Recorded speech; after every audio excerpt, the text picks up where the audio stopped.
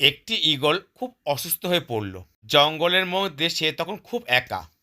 ঈগলটি বলল, এখন আমি বুঝতে পারছি না, পেটটা ব্যথা ব্যথা করছে, কি হয়েছে আমি জানি না, কিন্তু আমি এখানে জঙ্গলে একা, আমার কি হবে জানি না।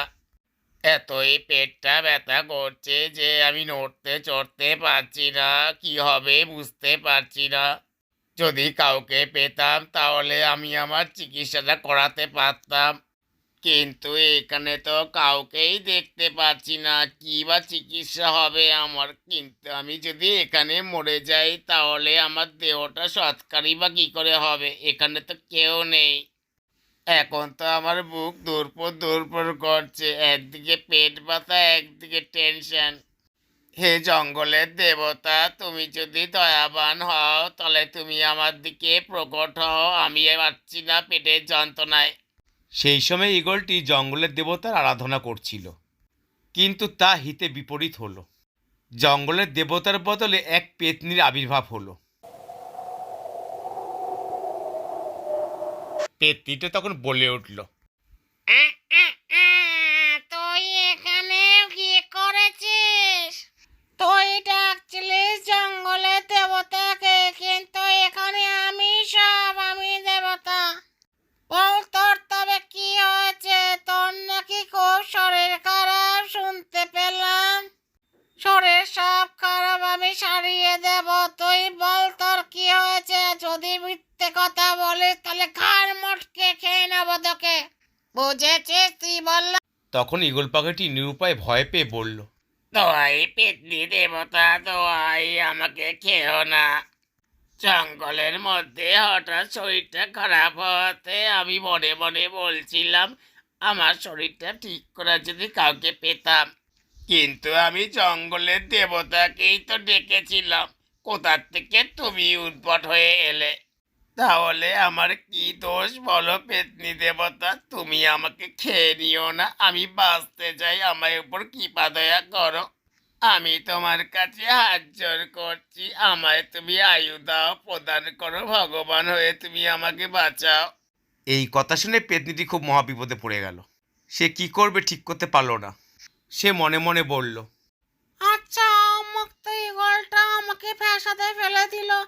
এমন কাতর সুরে বলছে যে কথাগুলো, দয়া না করে তার পারছি না। ওকে দয়া করতে গিয়ে তো আমাকে উপোস হয়ে থাকতে হয়। আর রোজ রোজ যদি আমি উপোস করি তাহলে তোমার পেটে পিত্তি পড়বে। পিত্তি পড়লে তো আমি অসুস্থ হয়ে পড়বো। তাহলে ঈগলটা কি করে সুস্থ করব?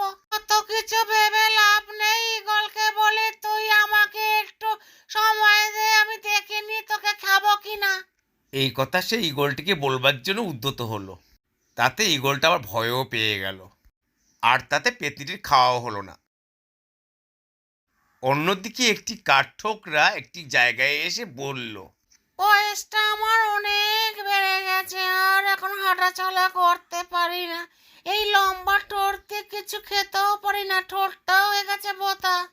কিন্তু এই বোতা ঠোঁট দিয়ে যদি খেতে না পারি তাহলে তো আমার আর প্রাণটা থাকবে না।